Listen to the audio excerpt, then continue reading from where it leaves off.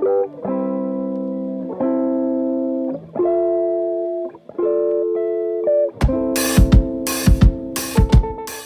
guys, so we are back at it again. For this paper, I actually accessed it through one of my students.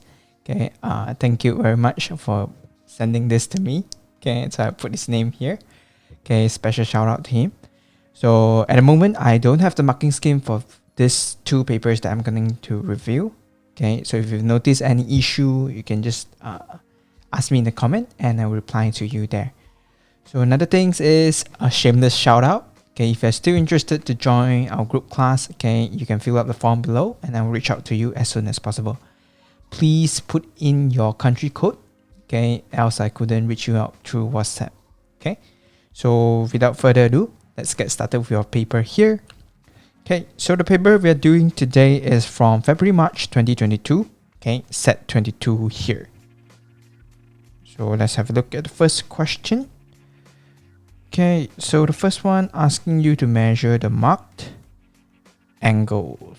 Okay, so I don't have the tools here, so I won't be able to check exactly what it is, but if I were to roughly guess, okay, I use my projector to check here, it's about 40 degrees. Okay, based on projector that I use here, I get 40 degree. Okay, if you got, after you print it out and then you give it a try, if you notice the answer is different, just let me know. I will update in the comment section.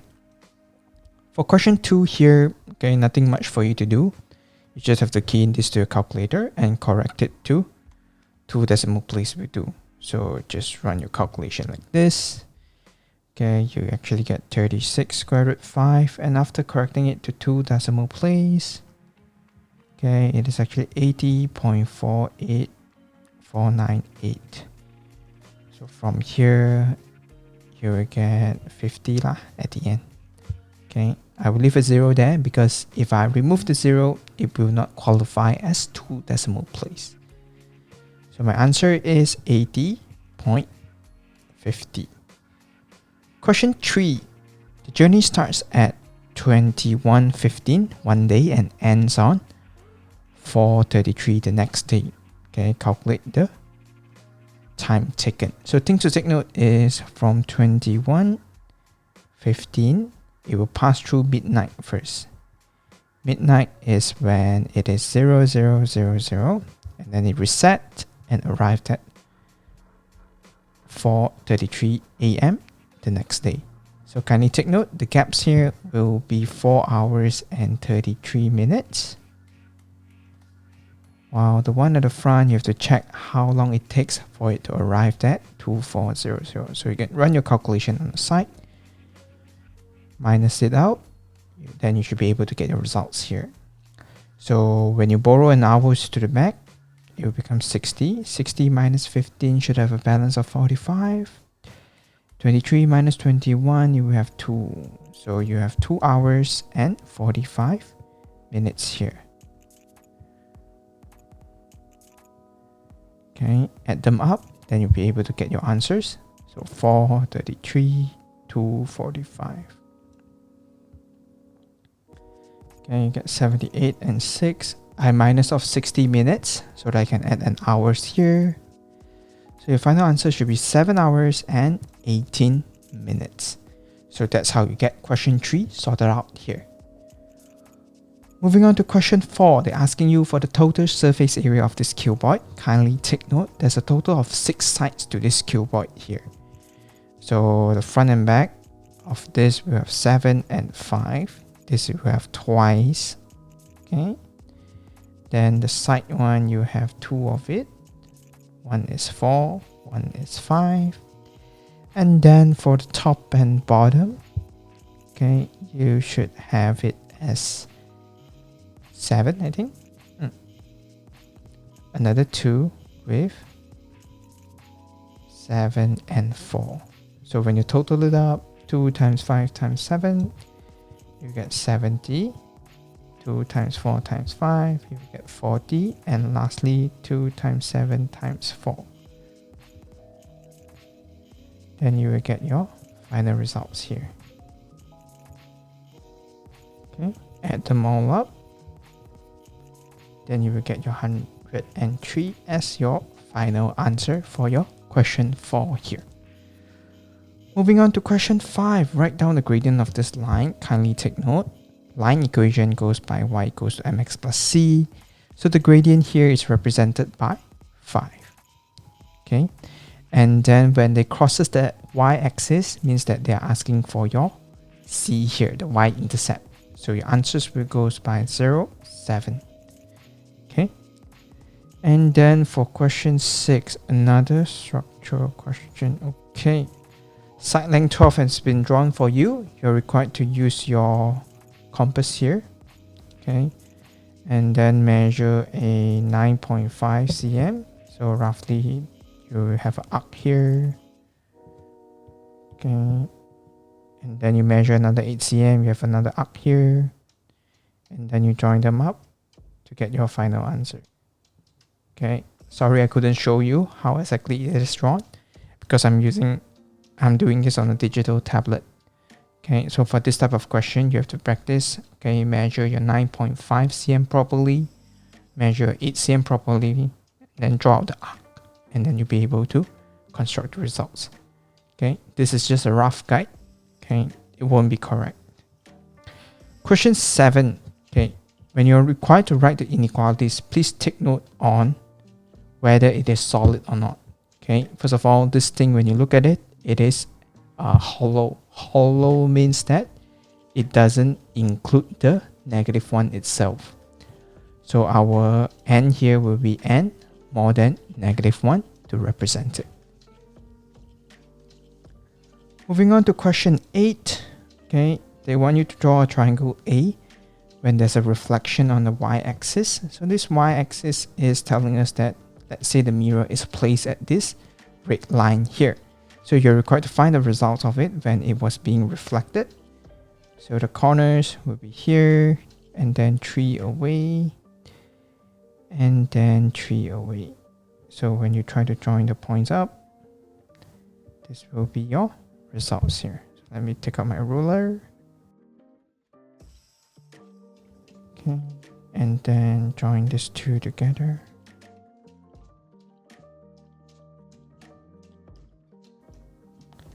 Okay, so this is how it should be for our A number 1 there. Moving on to section 2, they ask us to draw a translation with a vector of -3 and 4, which means this shape will shift to the left by 3 steps and then downwards by 4 steps. So if I were to roughly guess it out, so 1 step, 2 steps, 3 steps, and then go down by 4 steps. 1, 2, 3, 4. So this corner here will be where my new answer is located at. 3 steps apart, and then 3 steps to the top. So this will be your A number 2's results. Okay, join it up properly, then you'll be able to get your results here. So this will be your A number 2. Moving on, describe a single transformation from A to B. Kindly take note. Okay, by looking at it, you know that it is an enlargement. Okay, and to find out where's the center of enlargement, you have to join all those points together. Okay, and then check where did they intersect at. So clearly by looking at this, you will know that they touches at 9, -1. So this is for your center of enlargement. And then to check the scale, okay, you can see that they passes through 2 rectangles. So 1 rectangle here, the second rectangle is here. But however, the new line was only formed by 1 rectangle. So 2 times something, which is the scale factor, and then becomes 1, which means the scale factor is 1/2 here. So when you construct the results, you have to mention that it is an enlargement. Okay, and then from the point or center of enlargement,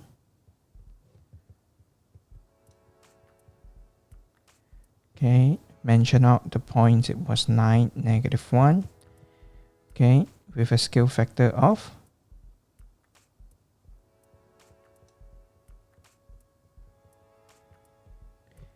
1/2. So that's how you get this 8b here sorted out. Moving on to 9. Okay, you have to extract whatever information that they shared here. So I noticed that I can take out a from them and also a 3 from it. So you should have 4a squared and then a 7 as the balance. Okay, so that's pretty much it. Okay, nothing else you can extract. Okay, so this will be my final answer.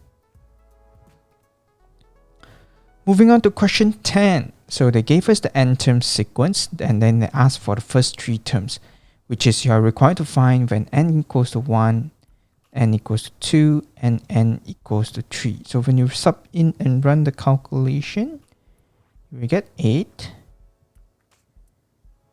You will get 11. And you will get 16. So this will be the 3 results here. Okay. Moving on to section B. This is the first 4 terms of a different sequence. And then things to get here is to find out the difference first. Every time when they shift. So 15 to 7, you minus it by 8. Minus by another 8 and minus by another 8. So if the changes here is constants, means that it is a arithmetic sequence. So immediately you can pair this -8 with an and, and then you're required to find out the 0 term. So you're going a different direction now. That's why instead of minusing 8, you have to plus 8 into it. So 15 plus 8, you get it as 23. So your final answer for this will be 23 minus 8n. Okay, so that's how you find out 10b's answer. Okay, moving on to question 11. So they didn't ask this type of question for quite some time. Okay, this is from the topic correlation. So as the temperature increases, people eat more ice cream, means that when one increases, the other one increases as well. So this will qualify as a positive correlation.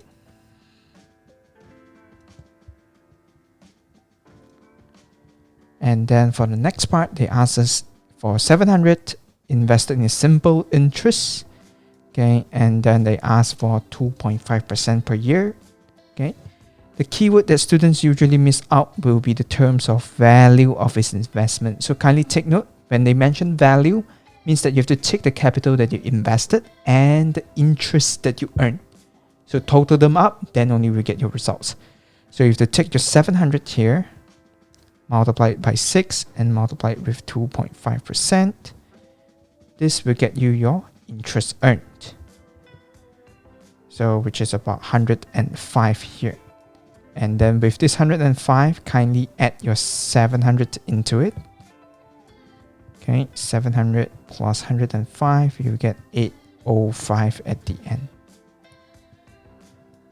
Okay, and then they ask us about question 12 here.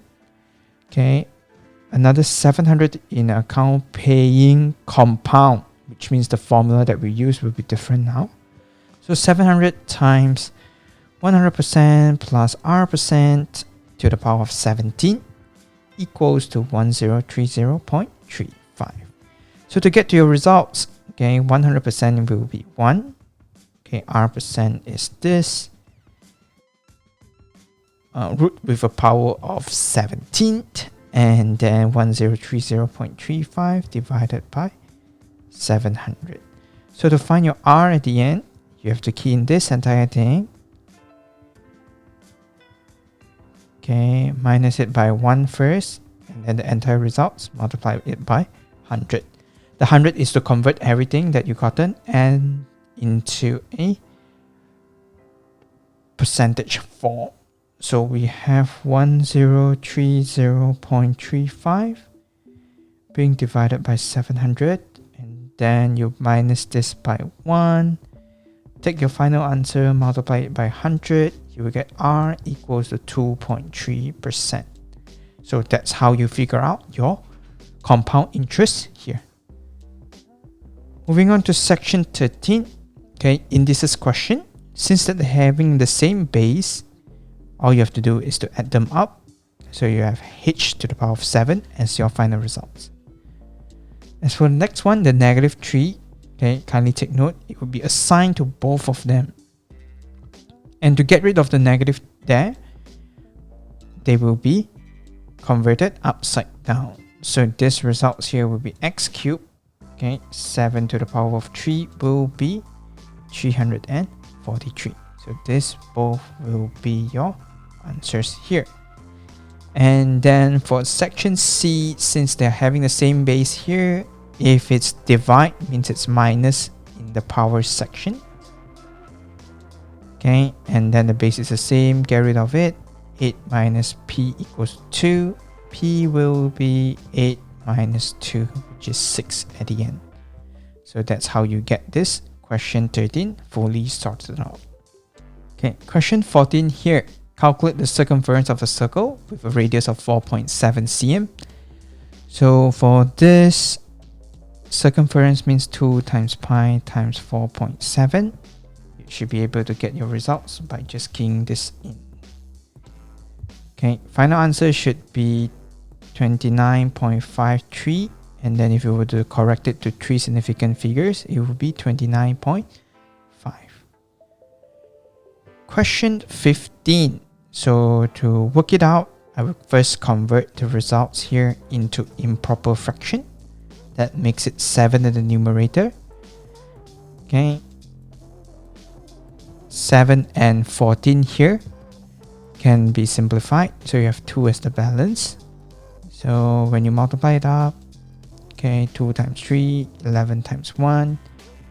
So you have 11 over 6 here. And then to make it into mixed number, you have 1, 5 over 6 as your final answer. So to double check, I will key in this to my calculator at the end.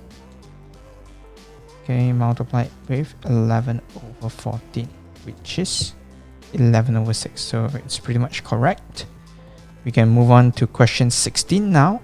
Okay, they gave us the point of negative 65 and then b of negative 2, negative 3. They want us to pass through it and then form your equation. So with this information that they gave, you can first identify your gradient by setting out who is your y2 and who is your y1. So let's say I set this as my y2, this is y1, so negative 3 minus 5, negative 2 minus negative 6, then you'll be able to get your results here. Okay, so you add them up, you run your calculation, you get negative 2. So we have y equals to negative 2x plus c. And to get to your answers, okay, if you wanted to join the lines, okay, you can use this to identify your y-intercept. Okay, for example, if you join A and B here together, it will reach at or intersected at 7. So immediately you can get your results of negative 7 here, because C is your y-intercept. So if you wanted to do it the manual way, then you have to run your substitution. For example, let's say I selected negative 6 and 5. So I will put in 5 here and then multiply this with 6. And then when you run the calculation, you will get 5 minus 12, which is negative 7 at the end as well. So that's how you get your y equals to mx plus c here. Find the equation that is perpendicular to L, okay, and passes through the origin. So the terms that they gave here passes through origin is to hint you that your y-intercept now is 0. Okay, so all you have to take care of will be the gradients identification. So we know that our MAB times MNu, which is the tangent line's gradient, okay, when they multiply, they will becomes negative 1. So this is a fixed formula here. And to find your MNu, you have to take negative 1 divided with our AB here. Our AB's gradient was given as -2. So through your calculation, you get it as 1/2, which makes your equation y equals to 1/2 x as your final answer. Okay. Moving on to question 17. They ask us to find the percentage of rectangle that is shaded. So I will have to first find the area of this entire rectangle by taking 11 multiplied by 4 first. That will make it a 44. This is for you to put it in the denominator. And then to find out the balance that wasn't shaded, which is this sector here. Okay, we have 4 and 11. Okay, I'll be able to identify the degree by using this. Okay, 11 is my opposite, and then my 4 is my adjacent. So using tangent, okay, let's say I set this as theta equals to 11/4. My theta's value would be tangent inverse 11/4. So tangent inverse 11/4 will have a result of 70.02. Okay, so this is if I wanted to keep it accurate. If you want to put it as 70, you can do so as well. Okay, so with this information, you can now calculate the area of this by taking 7.02 over 360 times pi r squared. Okay, our r here is 4. Okay, to decide the value, I can actually refer to the first page. They mentioned that for angle, it is always 1 decimal place. So if you wanted to put it as 70, you can do so as well. Okay, so to avoid any premature rounding, so I decided to just keep it as 70.02 lah. So run your calculation, divide it with 360 times pi times 16. So you get your answers as 389,125 pi. So to find the percentage, I have to take 44 minus 389,125 pi over 44 times 100. So I key in this entire thing into my calculator.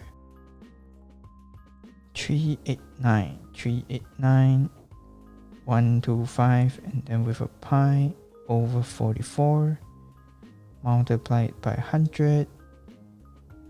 Okay, you will get 77.78%, which is approximately 77.8. Okay, that's how you find this question 17's results. Moving on to question 18.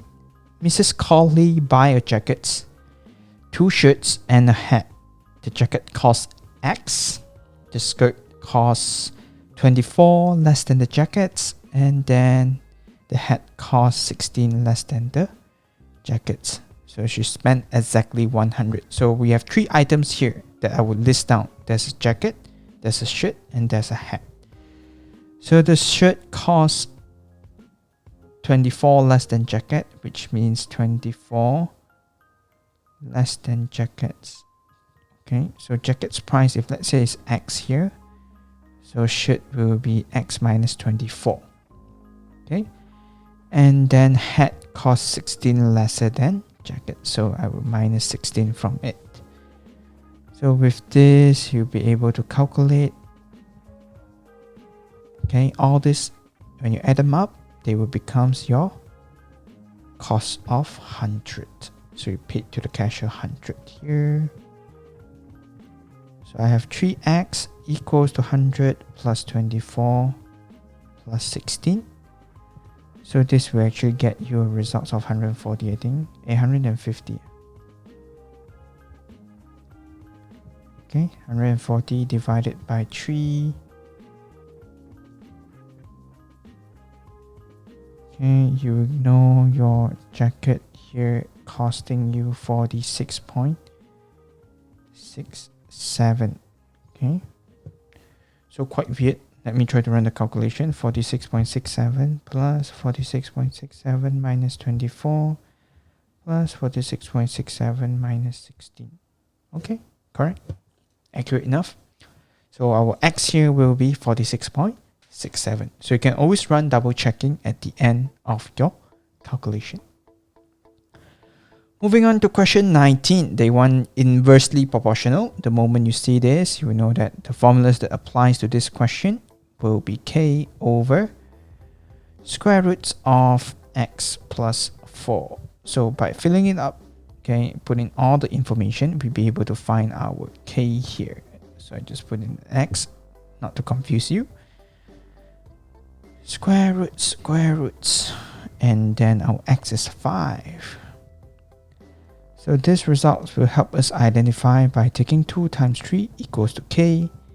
K will be 6. So you might wonder, where did the 3 came from? 3 is by keying in square root 9. Okay, this thing here, divide, when you throw it to the other side, it becomes multiply. So with this information, we'll be able to identify our y when x is 77 plus 4. So 6 over 77 plus 4, answer is 2 over 3. Okay. Question 20, simultaneous equation. Okay, so if I were you, okay, I won't be using elimination here. I will choose substitution way.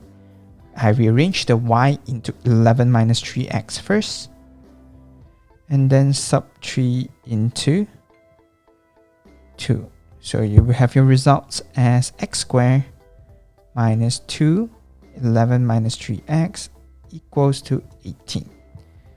So when you complete the calculation here, you will have these results.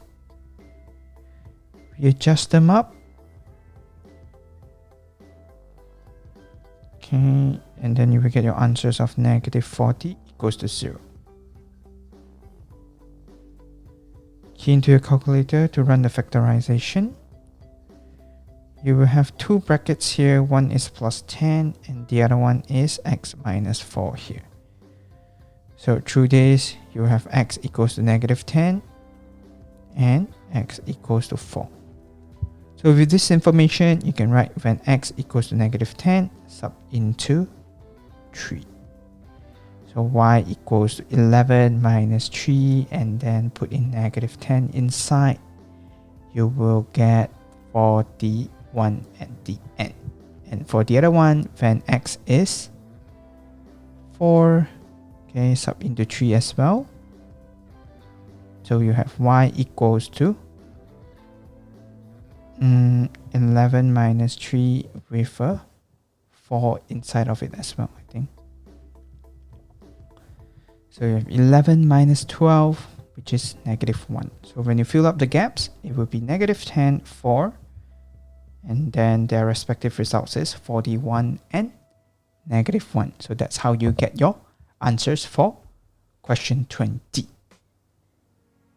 Moving on to question 21. They ask you to calculate the angle between the stick and the base of the box.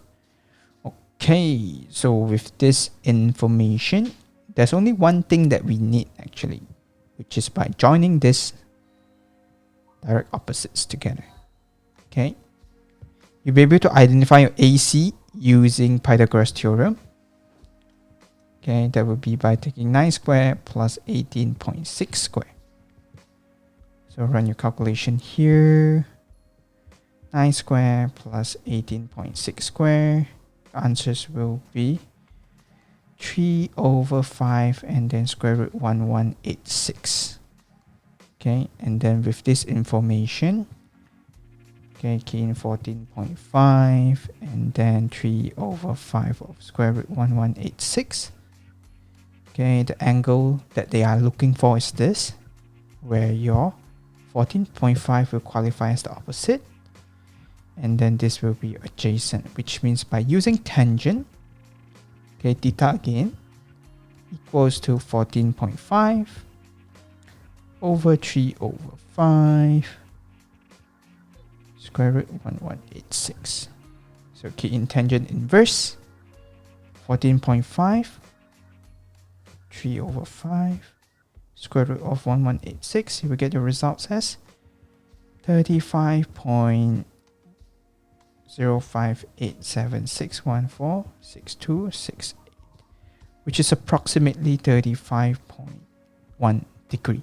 Okay, if you were to correct it to 1 decimal place. Okay. Okay, so moving on to section B, they want us to find or prove GM's length is 4.8.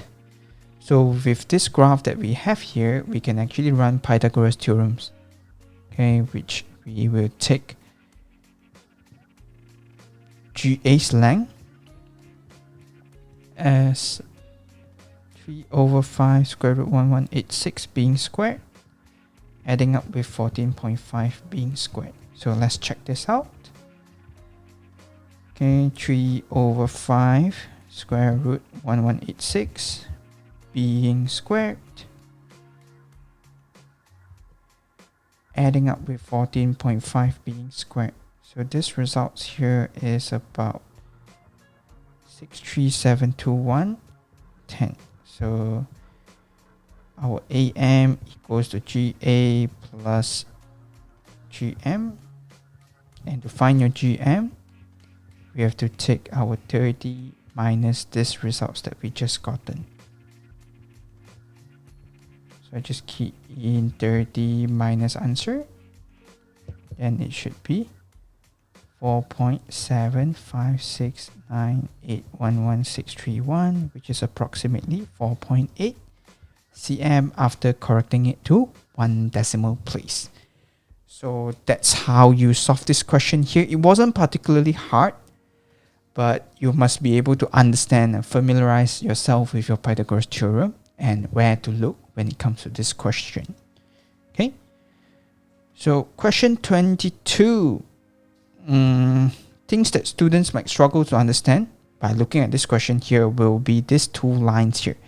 Kindly take note, these two lines is trying to tell you that it is the magnitude. Okay, so to calculate magnitude, what it usually involves is actually a Pythagoras theorem. Okay, but since they gave us origin, means it's 0, 0, and then this here is, if you were to label it in coordinates form, it will tell us that it shifted to the right hand side by b only. So this b here will be our x coordinates, and our y will still be 0 because it's from the origin. It just shifted to the right hand side. It didn't go up or down. Okay, so this OP here, when you want to find the magnitude of it, okay, it goes by square root of the base and the height. Okay, base being squared and the height being squared. But here there's nothing being squared here. So if you were to take it out, okay, because normally we use magnitude, we can identify this as the base, this is the height.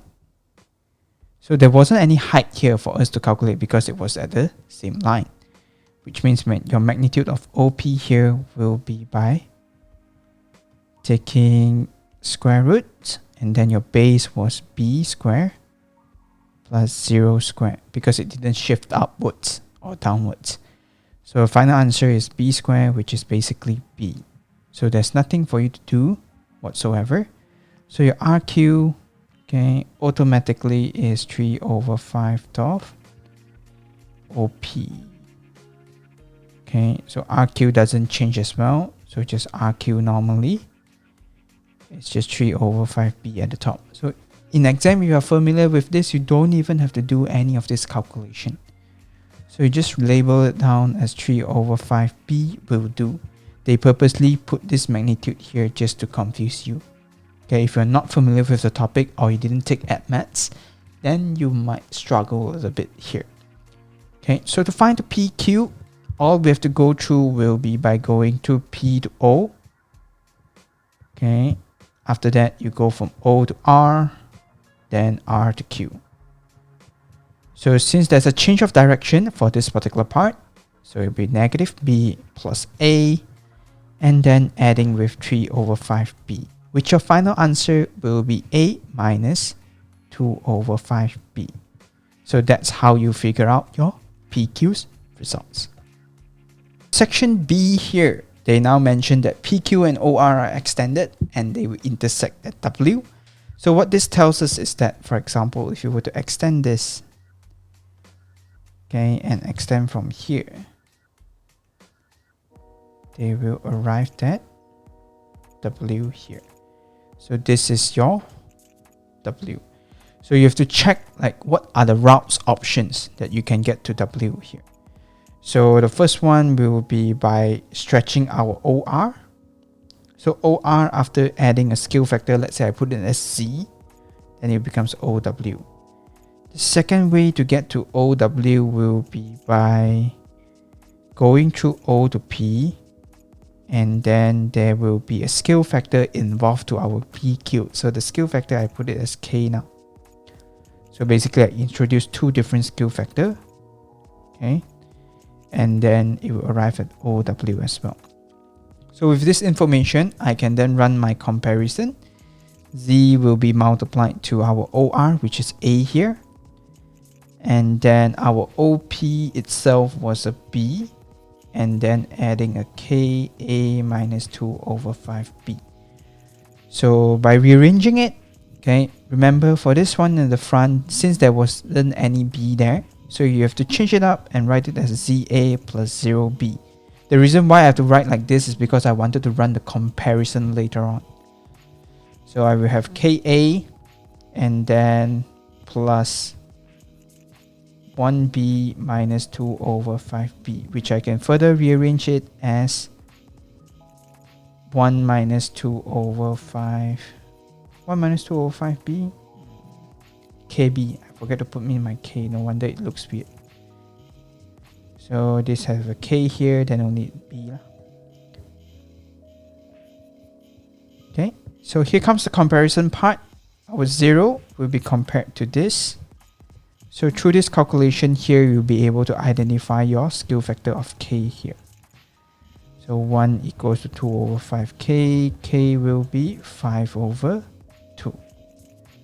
So with this 5 over 2, we're able to identify our Z as well.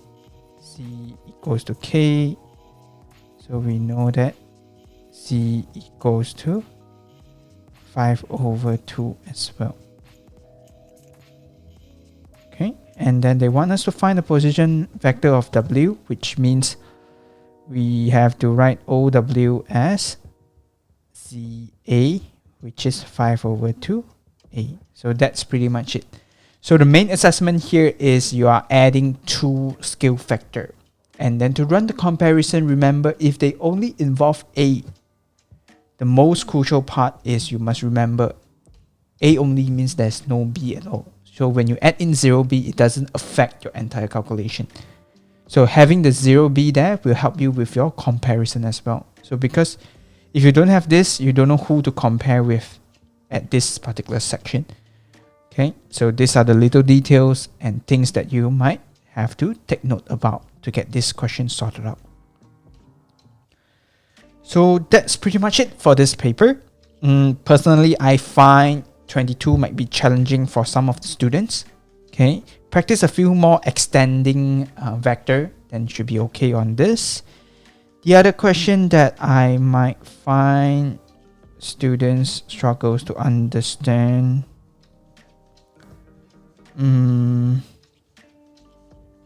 yeah, I think only question 22 here, some of the students might struggle only.